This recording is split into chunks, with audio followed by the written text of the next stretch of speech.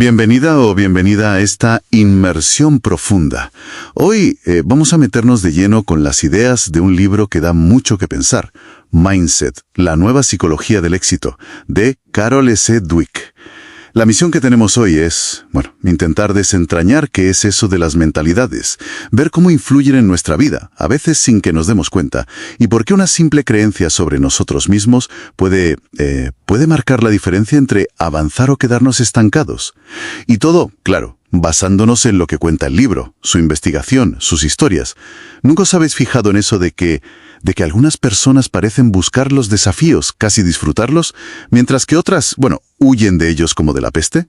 Pues Dweck encontró una pista viendo a niños. Niños resolviendo puzzles difíciles. Ajá. Algunos se frustraban enseguida, tiraban la toalla. Pero otros, ante la misma dificultad, decían cosas como, «Ostras, me encantan los retos», o «Anda, esperaba aprender algo con esto». Y ahí empezó a haber dos patrones, dos formas de pensar muy distintas. Exacto. Y el libro las llama así, básicamente. Por un lado está la mentalidad fija, que es, la creencia de que nuestras cualidades, ya sabes, inteligencia, personalidad, talento, son como son, fijas, que tienes las cartas que te han tocado y punto. Como si vinieran de fábrica, ¿no? Algo así. Y por otro lado, la mentalidad de crecimiento, que es creer justo lo contrario, que esas habilidades, esas cualidades, se pueden cultivar. ¿Cómo? Pues con esfuerzo, aprendiendo, siendo perseverante. Claro, y esto tiene consecuencias. La mentalidad fija, por ejemplo, te crea como una urgencia constante por demostrar lo que vales. Cada situación parece un examen. ¿Voy a tener éxito o voy a fracasar? ¿Voy a parecer inteligente o voy a parecer tonto? Uf, qué presión constante, ¿no? Sí. Y lo más curioso es cómo ven el esfuerzo. Para la mentalidad fija, esforzarse mucho es casi una mala señal, como si indicara que no eres bueno de verdad. Si tuvieras talento innato, pues no necesitarías sudar tanto, ¿entiendes? Entiendo. Es un poco retorcido visto desde fuera, ¿verdad? Ver el esfuerzo como algo negativo. Pero choca frontalmente con la otra mentalidad, la de crecimiento. Totalmente. Que ve las habilidades como algo que se desarrolla. Que tu punto de partida, es solo eso, el principio.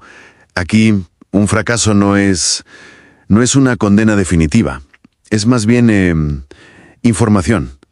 Una oportunidad para aprender, para ajustar. Exacto. Y el esfuerzo, claro, no es señal de debilidad, sino todo lo contrario. Es el camino para mejorar, para llegar a dominar algo. Me viene a la cabeza Alfred Binet, ¿sabes? El que inventó el test de CI. Sí, claro. Pues él mismo creía firmemente que con práctica, con entrenamiento y, sobre todo, decía, con método, pues podíamos mejorar nuestra atención, nuestra memoria y volvernos más inteligentes, literalmente. O sea que ni el inventor de la prueba creía que fuera algo totalmente fijo. Es una perspectiva muy potente, ¿sí? Y esta diferencia se ve en la práctica, muy claramente. Dweck cuenta un estudio que hicieron en Hong Kong. Estudiantes que necesitaban mejorar su inglés. Ajá. Pues los que tenían mentalidad fija, ¿qué hacían? Evitaban apuntarse a un curso de refuerzo, aunque lo necesitaran, por miedo a quedar mal, a exponer sus debilidades. Claro. En cambio, los de mentalidad de crecimiento, se apuntaban de cabeza. Veían la oportunidad de mejorar y allá que iban. Y lo más fuerte es que esto se ve hasta en el cerebro. ¿Ah, sí? Sí, con ondas cerebrales y todo. Los de mentalidad fija prestan más atención al feedback tipo acertaste o fallaste, buscan la validación. Los de crecimiento, en cambio, su cerebro se activa más con la información que les ayuda a aprender, aunque hayan fallado. Es fascinante, el cerebro busca cosas distintas según tu mentalidad. Entendido. O sea que, si reaccionan tan diferente al aprendizaje, al error, supongo que la idea de éxito y fracaso también cambia radicalmente para cada uno. Por completo. Para la mentalidad fija, el éxito es validarse, demostrar esa habilidad que supuestamente tienes de forma innata, ser perfecto ahora. Ya. Por eso el fracaso es demoledor, se siente como una etiqueta que te ponen y ya no te quitas. Y eso te puede llevar a bloquearte, a buscar excusas, a echarle la culpa a otros. El libro pone el ejemplo de John McEnroe. Ah, el tenista. Sí, un talento brutal, ¿no? Pero muy a menudo cuando perdía, pues atribuía la derrota a factores externos, al árbitro, al ruido, a cualquier cosa, menos algo que él pudiera haber hecho mejor. Ya veo. Mientras que para la mentalidad de crecimiento, el éxito está más en el proceso, ¿no? En superarte, en aprender algo nuevo, en avanzar aunque sea difícil. Justo. El fracaso, aunque duela, que seguro que duele, se ve más como una fuente de datos, un empujoncito para seguir intentándolo. Pienso en ese jugador de fútbol americano, Jim Marshall. Uf, qué historia esa. Corrió hacia la meta equivocada, anotó para el otro equipo. Un error, vamos, monumental y público. Podría haberle hundido. Desde luego. Pero lo usó como motor. Se centró en mejorar una barbaridad después de eso. Es un contraste fuerte con casos más trágicos, como el que se cuenta del chef Bernard Loiseau, que ante la posibilidad de perder una estrella Michelin, acabó fatal. Muestra el peso terrible que puede tener el fracaso si lo ves desde esa mentalidad fija. Exacto. Y volviendo un momento al esfuerzo, la mentalidad fija se pregunta eso. Si tienes habilidad, ¿para qué necesitas esforzarte tanto? Es casi como si el esfuerzo demostrara que no eres un genio natural. Curioso. Sí. Mientras que la de crecimiento lo ve como algo indispensable. Chuck Yeager, el piloto de pruebas legendario, lo decía claro. No existe el piloto nato. Decía que llegar a ser bueno fue trabajo duro, una vida entera aprendiendo. El esfuerzo es lo que enciende la habilidad y la hace crecer. Entendido.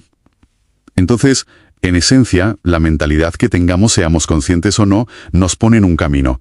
O el de estar siempre juzgándonos, midiéndonos, o el de estar siempre desarrollándonos, aprendiendo. Son creencias muy potentes. Sí. Actúan como un filtro, ¿sabes? Filtran cómo vemos todo. Pero lo importante, y el libro insiste mucho en esto, es que no son para siempre.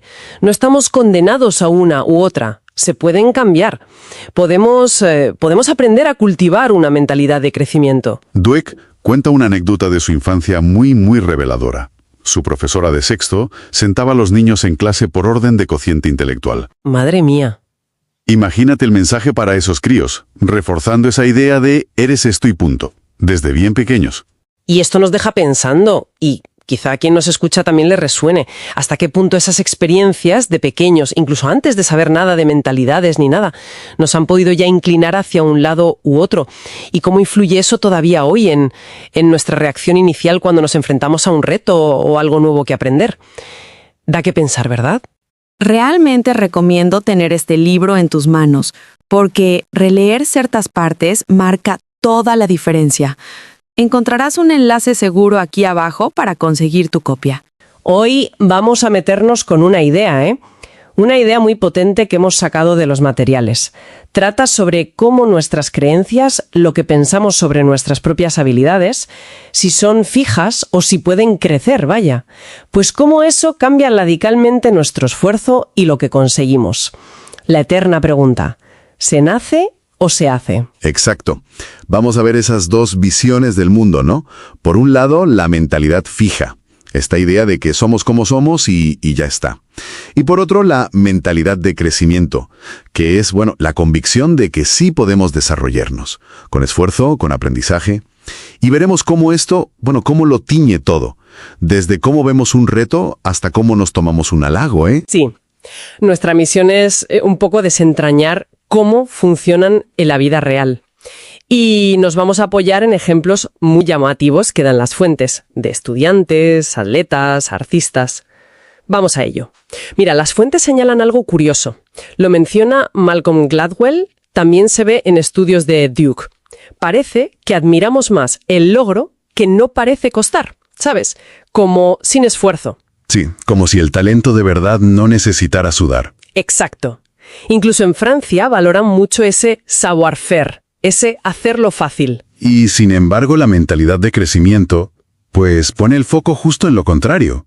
Admira el esfuerzo. Considera que el esfuerzo es lo que enciende la habilidad y la convierte en un logro real.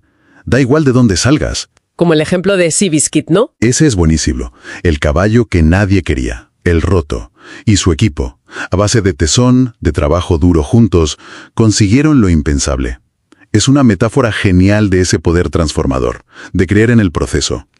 Pero claro, esta idea del talento natural choca con algo.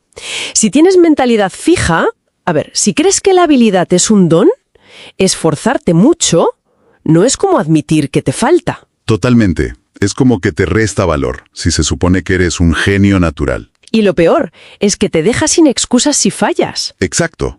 Ahí está el meollo. Las fuentes hablan de Nadja Salerno-Sonnenberg, la violinista. Un prodigio, ¿eh? Pero se resistía a pulir fallos técnicos que eran evidentes. ¿Y eso por qué?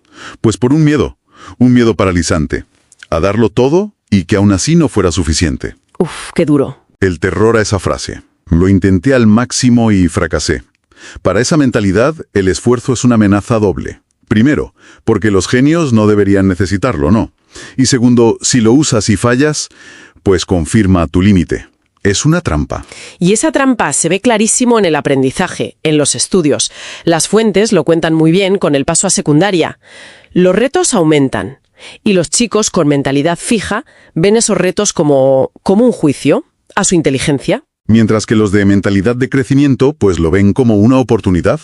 Una invitación a esforzarse más.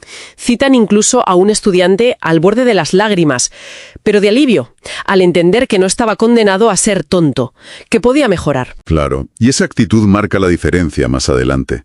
En la universidad, por ejemplo, en asignaturas duras tipo química orgánica, los de mentalidad de crecimiento cogen las riendas. No solo memorizan, buscan los principios, analizan sus errores para aprender, se motivan. O sea, no es que sean más listos de partida. No, necesariamente.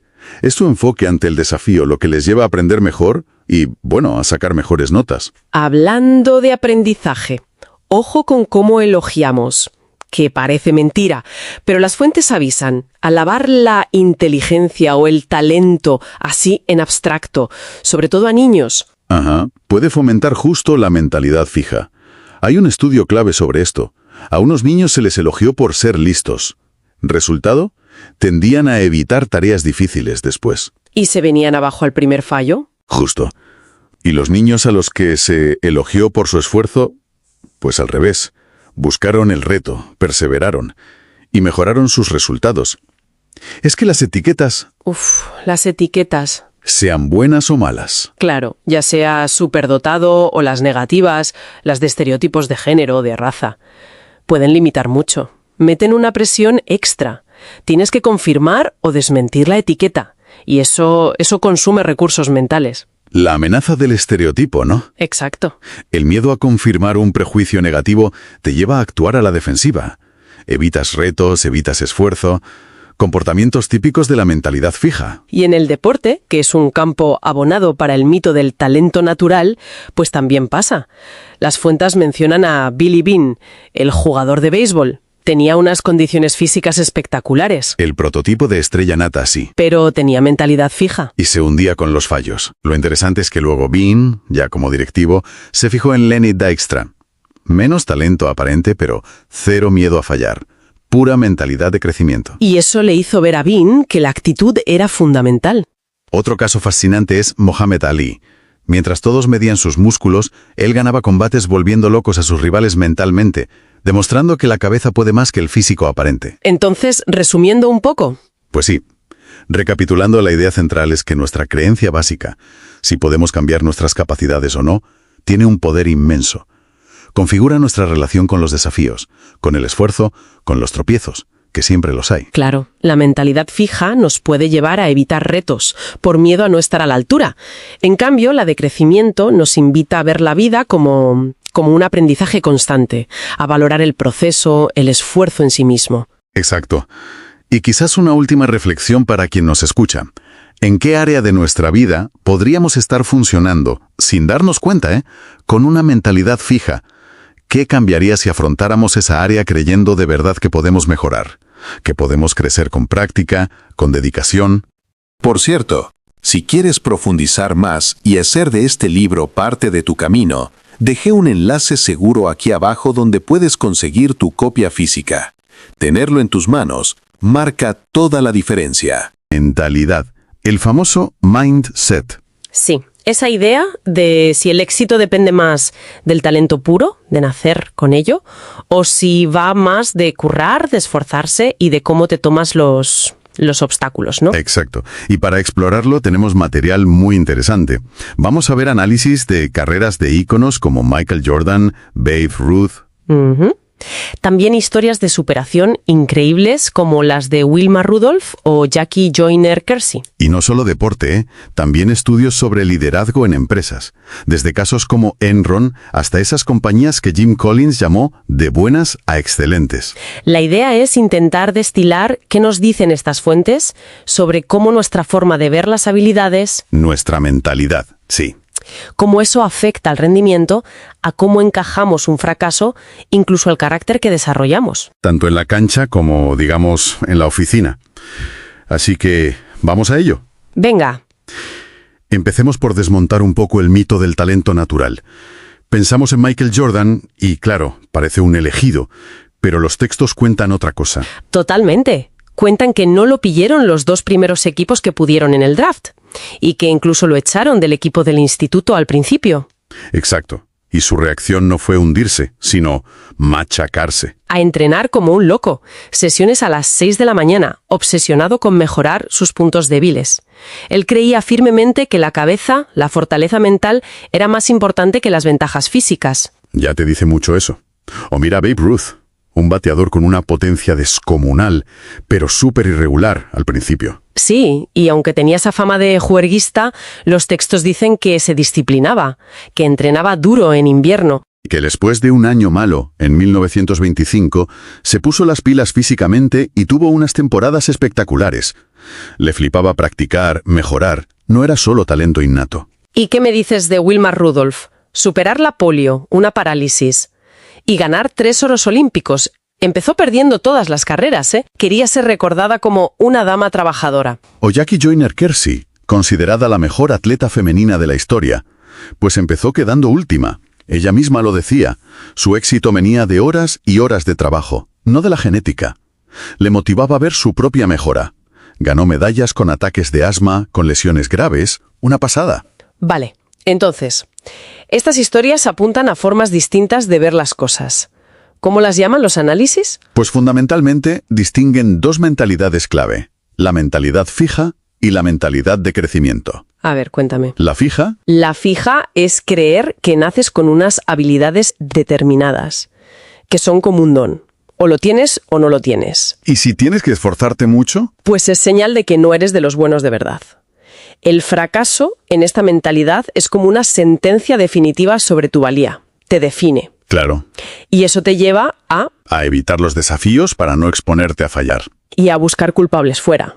Se mencionan ejemplos como John McEnroe en sus días malos o Sergio García echándole la culpa al zapato, ese tipo de reacciones. Entiendo. ¿Y la de crecimiento? Suena más a Jordan, a Joyner-Kersee. Justo. La mentalidad de crecimiento parte de la base contraria. Las habilidades se pueden cultivar. Se desarrollan con esfuerzo, con aprendizaje. Los errores son información. Un contratiempo es una señal para ajustar, para mejorar, para aprender. Es Jordan volviendo a entrenar después de fallar un tiro clave. Es Kareem Abdul-Jabbar adaptándose a nuevas reglas en la NBA. O Joyner-Kersee usando sus penas, como decía ella, como combustible. El foco está en el proceso, en mejorar día a día. Y eso que en deporte se llama tener carácter. Viene de aquí, esa capacidad de superación cuando las cosas van mal. Totalmente. Ese carácter se construye sobre esta mentalidad. Se ve la diferencia, ¿no? Se contrasta, por ejemplo, la posible falta de control de Pedro Martínez en unos playoffs con la resiliencia de los Yankees después del 11S. O la remontada histórica de los Red Sox en 2004, que según parece, vino después de adoptar una filosofía de equipo de trabajo duro. Como decía Billie Jean King, un campeón de verdad es quien sube el nivel cuando hace falta, incluso si no está jugando bien ese día. Mia Hamm también decía algo parecido del fútbol, ¿no? Que la fortaleza mental era lo más importante y que eso se trabaja. Exacto. Se aprende y se entrena constantemente. Y lo más interesante es que esto no se queda en el deporte. Se ve lo mismo en el mundo empresarial. Clarísimo. Los estudios reflejan patrones muy similares. Tienes líderes con mentalidad fija, como se sugiere que pasó en Enron, obsesionados con fichar talento estrella, gente que ya es buena. ¿Y eso puede llevar a egos enormes, quizás? Sí, se mencionan casos como Lee Iacocca en su etapa final en Chrysler o Albert Dunlap. Una necesidad constante de demostrar que son superiores, de ocultar errores, de culpar a otros. Ignorar la realidad si no encaja con su imagen. Exacto. Y eso puede llevar a la ruina de la empresa. Enron es el caso extremo, pero también Chrysler bajo Iacocca tardío o Sunbeam con Dunlap. Líderes que se sentían, digamos, invulnerables. ¿Y el otro lado? Los líderes con mentalidad de crecimiento en los negocios. Pues según el estudio de Jim Collins, los que llevaron empresas de buenas a excelentes eran muy diferentes. Humildes, capaces de enfrentar la brutal realidad, por dura que fuera. Gente que fomenta el debate para aprender. Como Alan Gürtel, sí. O que se rodeaban de gente incluso mejor que ellos, como Andrew Carnegie. Pensaban a largo plazo, en el desarrollo. Jack Welch, en General Electric, también se cita como ejemplo de adaptación y crecimiento continuo. E incluso hay estudios concretos, ¿no? Sí, uno de Woods y Bandura mostraba cómo los gerentes con mentalidad de crecimiento veían los errores como oportunidades de aprendizaje y mejoraban la productividad, mientras que los de mentalidad fija se estancaban, más preocupados por proteger su imagen de competentes. Entonces, resumiendo un poco, ¿qué nos llevamos de todo esto? Parece que lo del talento natural es solo una parte de la historia y a lo mejor ni la más importante. Eso sugieren con bastante fuerza estas fuentes, sí. La mentalidad con la que afrontamos el esfuerzo, el aprendizaje, el fracaso. Eso parece ser lo crucial. La mentalidad de crecimiento es lo que impulsa esa dedicación legendaria de Jordan o la capacidad de superación de Rudolph y Joyner Kersee. Y también el liderazgo efectivo que construye empresas que duran. Exacto.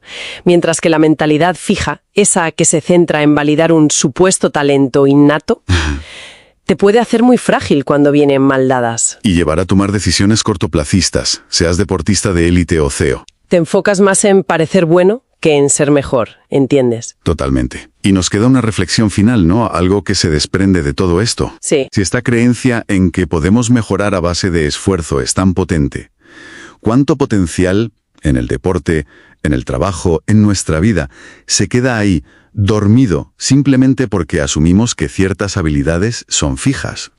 En lugar de verlas como algo que podemos cultivar activamente día a día.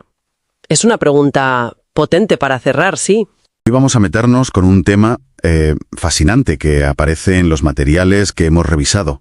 La mentalidad. Sí. Vamos a ver cómo dos ideas, dos formas de ver nuestras capacidades, la fija y la de crecimiento, pues influyen en todo. Exacto. Desde cómo se lidera una gran empresa hasta nuestras relaciones personales. Justo. Los textos nos dan ejemplos muy interesantes, ¿sabes? Figuras como Jack Welch en General Electric, Lou Gerstner en IBM, Anne Mulcahy en Xerox. Ajá. Y también investigaciones sobre cómo funcionan los grupos, las relaciones. La idea es ver cómo estas mentalidades, definen lo que hacemos. Y los resultados, claro. Vale, vamos a desgranar esto un poco. ¿Qué son exactamente? O sea, mentalidad fija y de crecimiento. La diferencia clave. Pues mira, básicamente, la mentalidad fija es creer que nuestras cualidades, no sé, la inteligencia, el talento, la personalidad, son como fijas. Que naces con ellas y ya está. No cambian mucho. Como si vinieran de fábrica, ¿no? Algo así. Y en cambio, la mentalidad de crecimiento es la creencia de que esas mismas cualidades se pueden desarrollar. Ah. Con esfuerzo, con dedicación, aprendiendo, que no es algo estático. Ya veo. Y esto, según los textos, tiene un impacto, tremendo en el liderazgo. Mencionabas a Jack Welch. Sí, el caso de Welch es muy bueno, porque no empezó siendo el líder que todos recuerdan. No, ¿verdad? Las fuentes dicen que al principio era, bastante arrogante. Exacto. Tuvo que, evolucionar. Los textos cuentan que aprendió a valorar a la gente de abajo, a escuchar de verdad, a fomentar el equipo. De hecho, odiaba usar el yo en su autobiografía. Prefería el nosotros. Aprendió mucho de errores gordos, como la compra de Kidder Peabody. Vaya. Esa experiencia, dicen, le enseñó humildad. Entender que la confianza real viene de estar dispuesto a aprender, no de creer que ya lo sabes todo. ¡Qué interesante! Pasó de buscar solo currículums brillantes a buscar gente con pasión, con ganas. Eso es. Y lo que cuentan las fuentes de cuando pidió ser CEO me parece increíble. No dijo, soy un genio, sino, prometo que me desarrollaré. Totalmente. Pura mentalidad de crecimiento. Exacto. Y claro, esto no se queda solo en el líder, afecta a los equipos enteros. Hay estudios en los materiales que muestran que los grupos con mentalidad de crecimiento rinden más. Ah, sí. ¿Y por qué? Pues porque se sienten más cómodos diciendo lo que piensan, aunque sea diferente, ven los errores como información útil, no como un drama, aprenden juntos, básicamente. Claro. En cambio, la mentalidad fija en un grupo, pues puede llevar a eso que llaman groupthink. El groupthink me suena peligroso, como cuando todo el mundo dice que sí a todo por no quedar mal, ¿no? Justo eso. Los ejemplos que dan son, bueno, potentes. Los asesores de Kennedy con valla de cochinos confiaban tanto en él que, bueno, falló el análisis crítico. Uf. O Enron, se creían infalibles. Y así les fue. Ya. En cambio, Alfred P. Sloan, de General Motors, hacía lo contrario. Si en una reunión clave todos estaban de acuerdo, ¿Qué hacía? aplazaba la decisión. Quería forzar que salieran otras opiniones, entenderlo todo mejor, fomentar la diversidad de vistas, vamos. Qué bueno. Hemos visto el liderazgo, los equipos, pero los textos dicen que esto va más allá del trabajo, ¿verdad? Que afecta a lo personal. Totalmente. A las relaciones. Es muy profundo. ¿Cómo? A ver, cuéntame. Pues mira, en pareja, la mentalidad fija busca como la conexión perfecta al instante. La idea del alma gemela, ¿sabes? Sí, estaban destinados a estar juntos. Eso. Y si hay problemas, o si hay que esforzarse, se interpreta como, uy, esto no funciona. No somos compatibles. Peligroso. Mucho. Porque los conflictos se vuelven ataques personales a los rasgos fijos del otro. Y eso, según los estudios, lleva al desprecio. Fácilmente. Y si hay una ruptura, ¿qué pasa? Los textos describen una reacción bastante dura para la mentalidad fija. Sí, describen una tendencia a la venganza, a sentirse herido en el orgullo y querer que el otro pague. Una reacción muy visceral. Váyatela. Mientras que la mentalidad de crecimiento ve los problemas de pareja como, bueno, como oportunidades para entenderse mejor, para crecer juntos. O sea, el esfuerzo es parte del trato. Exacto. No es una señal de que algo va mal, sino de que la relación está viva y requiere trabajo, comunicación. Y si hay un rechazo, pues duele, claro. Pero el enfoque es más entender, perdonar si se puede y, sobre todo, aprender de ello. Aprender para el futuro. Sí. Y esto vale para la amistad, para superar la timidez, incluso para afrontar el acoso escolar, según apuntan. Es un enfoque más constructivo. Entonces, resumiendo un poco todo esto que hemos visto, parece que apostar por una mentalidad de crecimiento no es solo bueno para currar mejor, sino para la vida en general, ¿no? Esa es la gran idea que transmiten las fuentes, sí. Te hace más resiliente, sigues aprendiendo, construyes relaciones más sanas. Más sólidas. Eso es, creer en la capacidad de cambiar y desarrollarse, tanto la tuya como la de los demás, pues abre muchas puertas. No es que no haya dificultades, ¿eh? Claro, no es magia. No, pero cambia cómo te enfrentas a ellas. No son un juicio final, sino un punto de partida para mejorar. Para crecer. Pues nos deja pensando, ¿no? Basándonos en esto que hemos hablado, ¿en qué áreas de nuestra vida quizás estamos funcionando sin darnos mucha cuenta con una mentalidad más bien fija? Buena pregunta. ¿Verdad? Y claro, la siguiente pregunta sería, ¿qué nos estamos perdiendo por eso? ¿Qué potencial de aprender, de mejorar, de conectar se nos escapa por tener esa visión tan estática? Para darle una vuelta, desde luego. Sí, algo importante sobre lo que reflexionar. Nos metemos de lleno en un concepto que, la verdad, da mucho que pensar y que aparece en las fuentes que hemos estado mirando. La mentalidad. Más concretamente, cómo dos formas de ver las cosas, la mentalidad fija y la de crecimiento, pues, moldean cómo reaccionamos al éxito, al fracaso, al aprendizaje mismo. Exacto. La idea básica que plantean estos textos es: pensamos que nuestras capacidades son fijas, ¿sabes? O eres listo o no. O por otro lado, creemos que se pueden desarrollar con esfuerzo, con práctica. Justo. Y lo interesante lo que a mí me parece más revelador de estos materiales es cómo explican que cada palabra, cada gesto que recibimos, sobre todo de pequeños, manda un mensaje. Claro. Un mensaje que, bueno, te empuja hacia una mentalidad o hacia la otra. Vamos a ver cómo se ve esto en temas pues muy distintos, ¿no? Desde cómo gestionar el acoso en los coles, la crianza, la educación. Incluso el deporte de élite, ¿verdad? Sí, hasta ahí llega. La misión, digamos, es intentar sacar en claro cómo podemos cultivar esa mentalidad de crecimiento. Pues venga, vamos a desgranarlo. Si te parece, empezamos por el tema del acoso escolar, que es potente. Las fuentes hablan del programa de Stan Davis. Dicen que tuvo resultados muy buenos. Sí, muy llamativos. Lo fascinante aquí es el enfoque que usaron. A ver, en lugar de juzgar al niño que acosa, de decirle eres malo, que eso es como una etiqueta fija. Claro, una sentencia. Exacto. Se centraban en lo que hacía, en sus acciones, y sobre todo elogiaban el esfuerzo por cambiar. Cosas como, oye, veo que te estás esforzando por llevarte bien con los demás. Qué diferencia de mensaje, ¿eh? Total. Ayudas a los críos a ver que su comportamiento no es algo fijo, que pueden trabajar en ello. Fomentas esa mentalidad de crecimiento. Mencionan el caso de Darla, una niña que sufrió acoso. Sí, lo leí. Y que con este programa pues aprendió habilidades sociales, y lo curioso es que años después en secundaria algunos de los que la acosaron la protegían. Bueno, muestra el potencial, ¿no? Es increíble ese cambio. Y ese giro en el mensaje, en no juzgar a la persona sino la acción, es algo que las fuentes recalcan mucho también para casa y para el cole. Sobre todo con los elogios. El tema de los elogios. Sí, porque parece que va contra la intuición, ¿no? Decirle a un niño ¡qué listo eres! Podría no ser tan bueno. Pues sí, es una de las cosas más sorprendentes que se ven en los estudios que analizan.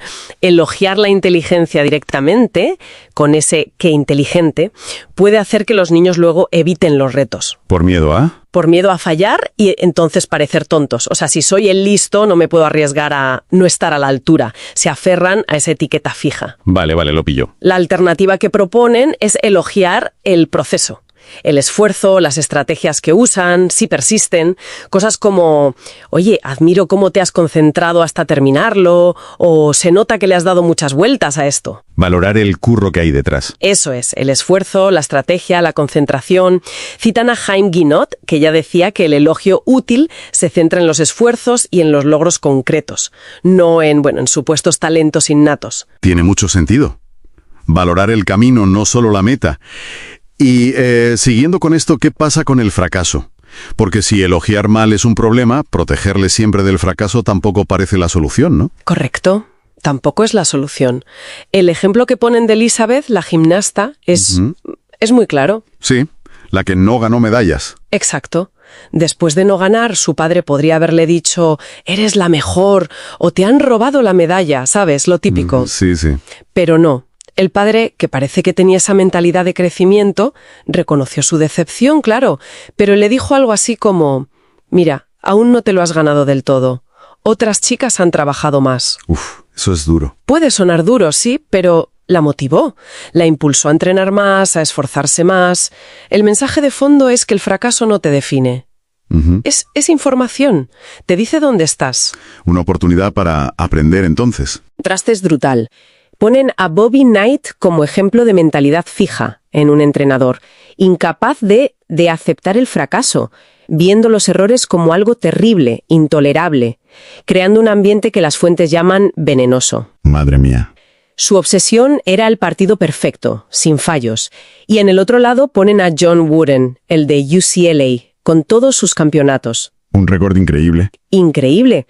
Pues él representaba la mentalidad de crecimiento, el foco en el esfuerzo de cada día, en ser un poquito mejor hoy que ayer, en la preparación, en el proceso. No solo en ganar. No solo en ganar. Su pregunta clave, dicen, era, di lo mejor de mí. Y trataba a todos los jugadores con respeto, buscando su desarrollo completo, no solo como atletas. Qué diferencia de enfoque. Entonces, si atamos cabos, parece que da igual si hablamos del cole, de casa, de la cancha. El hilo conductor es el poder enorme de los mensajes, los que damos y los que recibimos. Poner el foco en cómo hacemos las cosas, en el esfuerzo, en aprender, en lugar de juzgar si uno vale o no vale de forma innata. Parece clave para crecer, para ser más fuerte ante las dificultades. Totalmente de acuerdo. Y las fuentes van un poco más allá, ¿sabes? No es solo cosa de niños o de deportistas, es aplicable a todo, a cómo afrontamos nuestras relaciones, la timidez, cómo recibimos una crítica. ¿Verlo como una oportunidad? Eso es. Ver los desafíos como ocasiones para aprender algo. Me hizo gracia esa profesora de infantil que citan, Así. que decía a los niños, aquí no tenéis que pintar cuadros bonitos, podéis pintar cuadros malos, si os apetece. Quitaba toda la presión del resultado final perfecto. Lo importante era experimentar. Qué bueno eso, pues. Nos deja una pregunta interesante ahí flotando, ¿no? A ver, ¿Hasta qué punto nuestro día a día, sin darnos cuenta, estamos creando para los demás y para nosotros mismos una especie de examen continuo, en lugar de crear espacios donde se pueda intentar, fallar y aprender sin miedo? pues sí. Algo en lo que pensar, desde luego, para darle una vuelta. La pregunta clave es, ¿estas habilidades son fijas o podemos, digamos, desarrollarlas? Exacto. Y el material que hemos revisado distingue muy bien entre dos tipos principales. Por un lado está la mentalidad fija. Esa es la creencia de que, bueno, nuestras cualidades son las que son, inamovibles. Y por otro, la mentalidad de crecimiento, que es la idea de que sí podemos desarrollar habilidades con dedicación, con trabajo duro. Y esta diferencia, fíjate, tiene implicaciones enormes. Entiendo. Vamos a desgranarlo un poco. Lo que sugieren las fuentes es que hasta nuestras palabras, ¿no? Lo que dicen padres, profes, entrenadores, envían mensajes muy potentes. Ponen el ejemplo de elogiar la inteligencia o el talento así directamente. ¡Qué listo eres! Dicen que eso puede fomentar justo la mentalidad fija y hacer que la confianza sea un poco frágil. ¿Es así? Así es, totalmente. Porque claro, si te elogian por ser listo, tu objetivo pasa a ser parecer listo siempre. Y eso te genera miedo a los retos, miedo a fallar, porque un fallo significaría que no eres tan listo. La alternativa que proponen es centrarse en el proceso, en el esfuerzo, las estrategias que usas, las decisiones que tomas. Elogiar eso. Admiro cómo te enfrentaste a ese problema o el esfuerzo que pusiste, mira, dio sus frutos. Eso es lo que nutre la mentalidad de crecimiento. Y lo mismo aplica a la crítica, ¿eh? Tiene que ser constructiva, enfocada en cómo mejorar, no una etiqueta que te ponen y ya está. Claro, claro. Valorar el proceso en lugar de juzgar a la persona. Tiene sentido. Y supongo que esto, que viene de fuera, también se refleja dentro, ¿no? En nuestro diálogo interno. Totalmente. Es un espejo. La mentalidad fija tiende a generar un juicio constante. Esto significa que soy un fracaso. O al revés, soy mejor que los demás. Es como una evaluación continua del yo. Ya. En cambio, la mentalidad de crecimiento, aunque obviamente es sensible a si algo sale bien o mal, se enfoca más en el aprendizaje, en la acción constructiva. ¿Qué puedo aprender de esto? ¿Cómo puedo mejorar? No se trata de negar que algo sea difícil, sino de interpretarlo como una oportunidad. Hay un ejemplo en el material que me pareció impactante. Hablaba de unos talleres llamados Brainology, creo recordar, donde enseñaban a los estudiantes que el cerebro es como un músculo, ¿no? Que se fortalece con el uso, con el desafío. Sí, ese concepto es muy potente. La neuroplasticidad, básicamente. La anécdota de un estudiante que llegó a preguntar, Casi con lágrimas en los ojos. ¿Quieres decir que no tengo por qué ser tonto? es que es muy poderoso. Demuestra que el potencial no es algo fijo con lo que naces y ya. Es algo que se puede cultivar, que se desarrolla. Ahora, un punto importante que también recalcan las fuentes es que esto no es magia. No es como una cirugía que te quita las creencias antiguas. Las nuevas ideas, la nueva mentalidad, crecen junto a las viejas y se fortalecen con el tiempo, con la práctica. Vale, o sea que no es un interruptor de on-off. No para nada. Requiere esfuerzo consciente y mantenerse. Entonces, ¿qué implica esto en la práctica? Porque no es solo pensar en positivo, ¿verdad? Mencionaban algo sobre estrategias concretas, planes. Efectivamente, no basta con la intención. Se necesitan planes específicos. A ver, pensar cuándo, dónde y cómo vas a actuar para aprender o para afrontar un reto. Por ejemplo, mañana de 5 a 6 en mi escritorio voy a repasar estos apuntes usando esta técnica. Ser concreto ayuda muchísimo. Planificación. Eso es. Y reconocer que el cambio necesita como un mantenimiento. No es una solución rápida y ya está. exige esfuerzo continuo, a veces apoyo. Una de las notas lo comparaba, fíjate, con cómo los miembros de Alcohólicos Anónimos se recuerdan constantemente su vulnerabilidad para mantener la sobriedad. Es un compromiso activo. Qué analogía más interesante. Deja claro que es un proceso, no un destino. Fascinante. Entonces, resumiendo un poco, parece que la clave es ver la vida menos como una prueba constante de nuestras capacidades innatas y más como una oportunidad continua para aprender, para desarrollarnos. Cambiar esa mentalidad puede transformar cómo afrontamos todo, ¿no? Desde aprender algo nuevo hasta las relaciones a superar un revés. Exactamente. La mentalidad de crecimiento al final te ofrece un camino hacia la resiliencia, hacia el logro, poniendo el foco en el proceso, en el esfuerzo inteligente, en las estrategias que usas. Y para dejar una reflexión final, una idea que me gustó mucho de las fuentes. Sugerían que adoptar esta mentalidad de crecimiento no nos hace a todos iguales, al contrario, nos permite ser más nosotros mismos, florecer en nuestra individualidad, en nuestro potencial único. Y esto nos lleva a preguntarnos, ¿cómo podría cambiar nuestra percepción de los propios límites si los viéramos no como barreras fijas, sino simplemente como el punto de partida para empezar a crecer?